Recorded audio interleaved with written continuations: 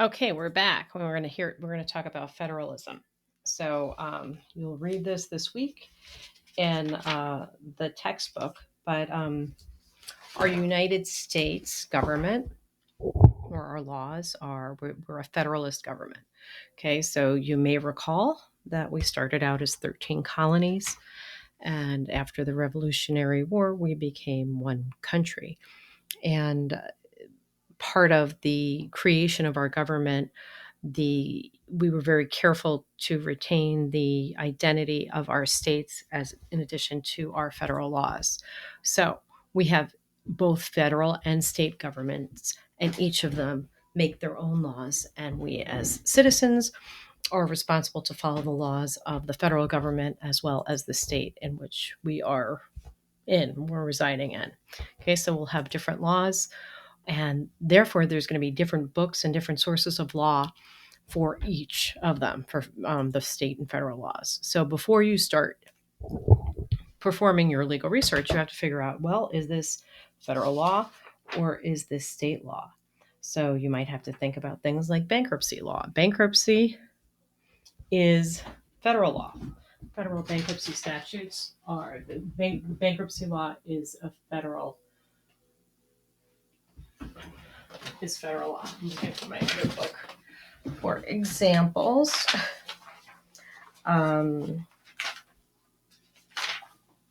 What else? If we have like tort law, that would be state law. If we have I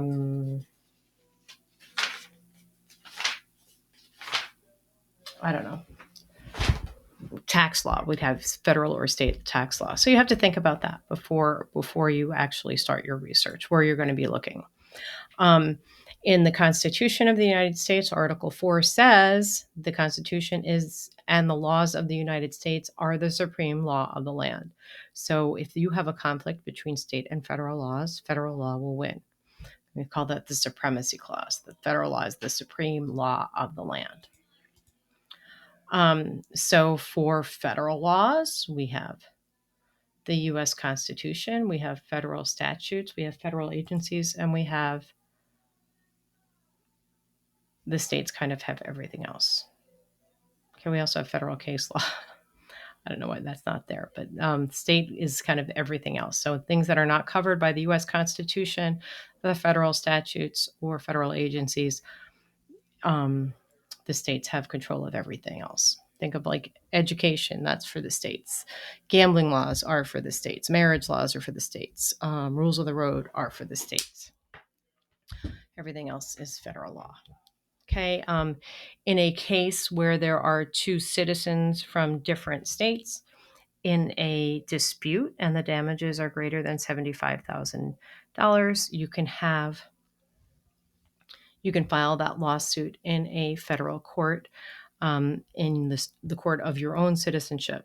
And the law that will be applied in that federal court would be the state law where the incident occurred. So when you're doing research, well, is it a constitutional issue? Is there a statute or a regulation? Or do you think there's going to be case law? Sometimes you might start out in looking at statutory law and then having to supplement it with common law, or vice versa. Okay, so common law, case law, synonym for each other. It's law developed through the ages, through disputes and decisions made by judges. Okay, so two parties get into a disagreement. They cannot resolve it on their own, and one of the parties brings the other into court. A judge and or a jury make a decision. One party is unhappy with that decision. They bring it to an appeal. An appellate court or a panel of judges then makes a decision and writes the reasons for their decision. That is a case decision, case law, common law. That is the law, the written decision of the court with their reasons and their holdings. Okay, so that is a case.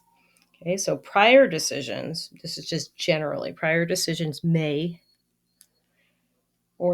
prior decisions do set a precedent, right? That means that other courts have to follow prior decisions. Not in every instance, and we'll talk about when cases are precedent later on in the semester. Okay, but when they say when a court is precedent, it must be followed, they call that stare decisis. The thing has been decided and does not have to be decided again.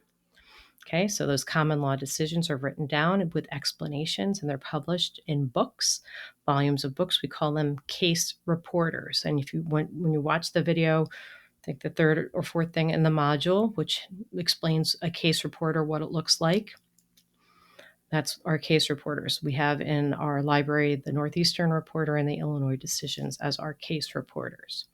Okay, we call them opinions, we call them cases. Okay, we have different sources that we might do legal research in. Primary source is actually the law, okay, where the sources that the actual law appears in. So cases, statutes, regulations. You can also call a synonym for the law would be a rule of law, right? Means the same thing. Secondary sources are sources that either explain the primary law, they may analyze the primary law, summarize it, or also maybe help you find the law. Okay, when you have a research issue, you must always cite to a real law, a primary law source, and give the correct citation. You can't just like photocopy a treatise and say, oh, here's your answer. You have to actually go to the real law and give your audience a correct citation to point them so that they can double check your work.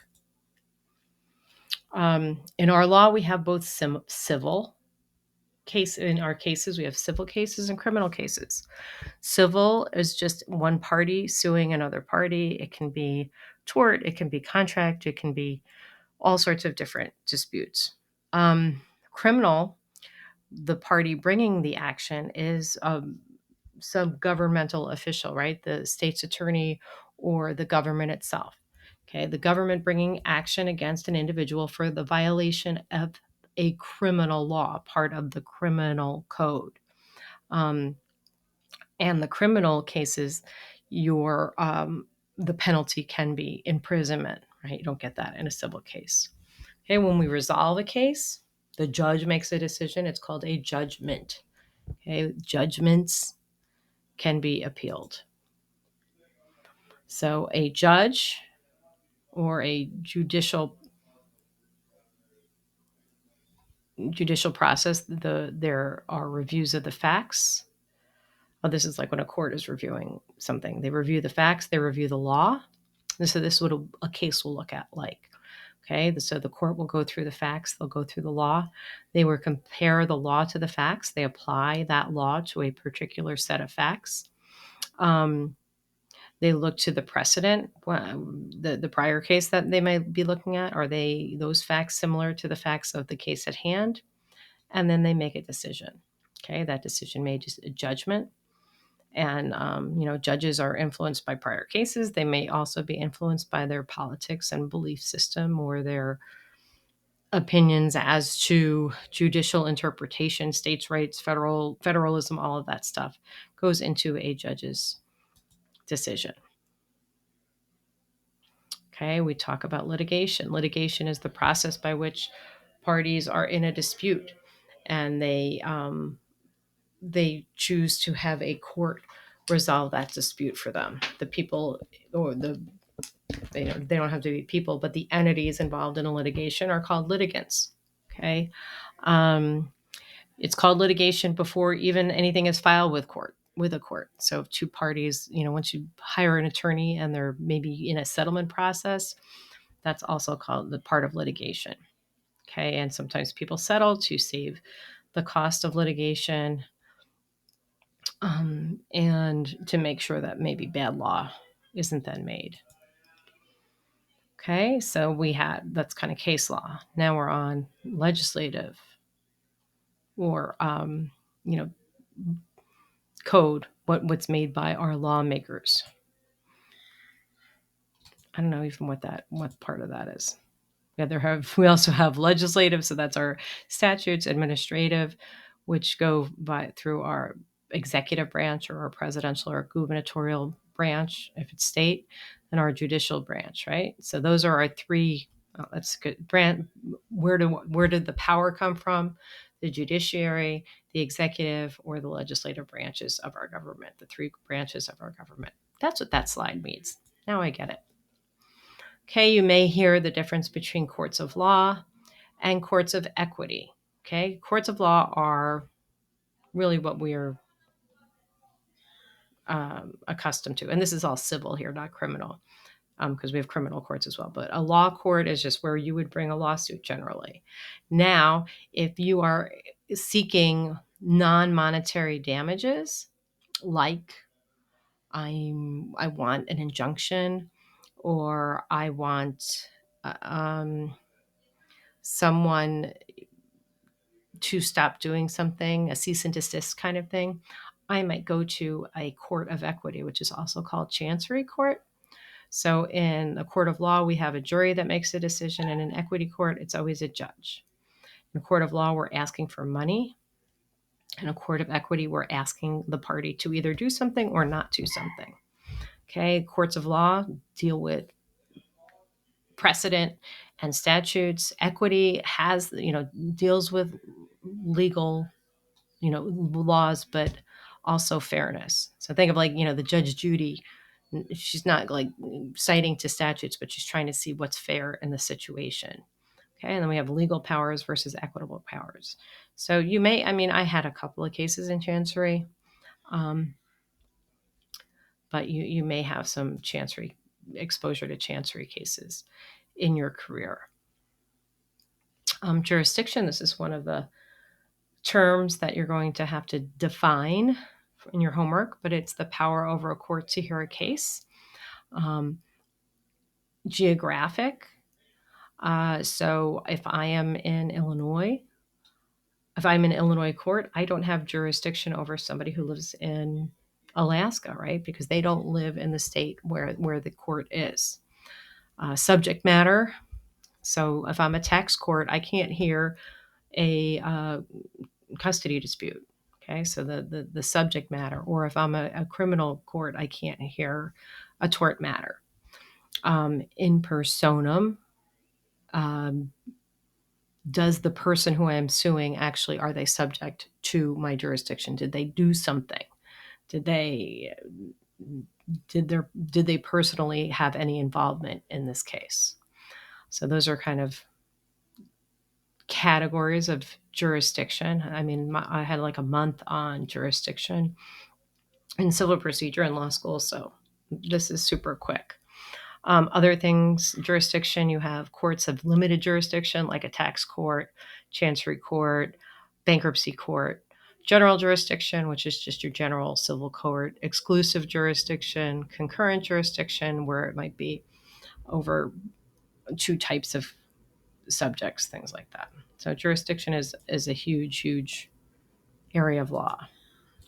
Then we have original versus appellate jurisdiction. So I can't just, if I'm mad at somebody or I have a dispute, I can't just file a case in the United States Supreme Court. I have to file in the court of original jurisdiction and work my way up. So you can't appeal unless you have gone through the original jurisdiction venue. Citation, and you'll learn this through me, but anything you write in a legal writing needs to be supported by law. And then once you cite the law, you have to give a proper citation. You never just give a court or even anything in a legal memo your personal opinion. Legal authority is what matters. So when you're writing, you state your law from a case or a statute, then you cite to it. And we're going to be working on citation all semester long. So legal terms: affirm. That means on appeal, when a court agrees with the prior decision, they say it's affirmed. Appeal is after there's a judgment and a party disagrees with that judgment. They bring it up to a higher court. They appeal. The one filing the appeal is the appellant. The one against whom the appeal is being filed is the appellee. Okay, we know the difference between civil and criminal cases. Plaintiff is a party bringing a lawsuit. Defendant is a party that is being sued. Motion for summary judgment is when you ask the court to rule in your favor before it goes to a trial. And precedent, we talked a little bit about precedent. Remand is after an appeal when they kick it back to the trial court for a retrial. A respondent is someone you file when you file something with the court and the other party responds. They're known as the respondent. Okay, again, on appeal, these dispositions are reverse, affirm, sometimes reverse and remand. Those are things that happen. A writ of certiorari is when I am filing an appeal to the highest court, like the Supreme Court. They don't hear every case that is appealed to them. They choose which ones they are going to hear, and then they issue what's called a writ of certiorari, or a cert, they might call that.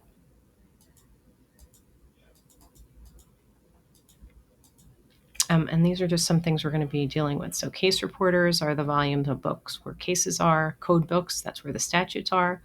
Digest is the index to the case reporters. Legal encyclopedias, loose leaf services, we'll talk about that later. Treatises, those kind of subject matter volumes on a particular area of law. Form books, you might have a book of all bankruptcy forms, or a book of pleadings, all different kinds of forms as a starting point before you write something. Legal periodicals like law reviews or journal articles. And whenever you're using a book, look to the table of contents, look to that index. Everyone has a table of cases, even the book, our textbook, table of statutes, and then we'll have directions on how to use them. And this is super important. At the back of books, legal books, you will have on statutes and on other treatises and shepherds, you'll have a little pocket, and then their updates are put in those pockets as little paperbacks, and they are called pocket parts. That's something I always like to quiz people on. What is a pocket part? And hopefully I get to show you in person what a pocket part looks like very, very shortly. But we need that in when we're doing books research. Usually when you're in computer research, you're kind of confident that it is current. So that's it for the lecture. I'm going to give you a little more information for the assignment, and that's it. And we'll be in person, but we'll be at least live next week. I'll do live synchronous next week if we are not in person. And again, I will advise you as soon as I know.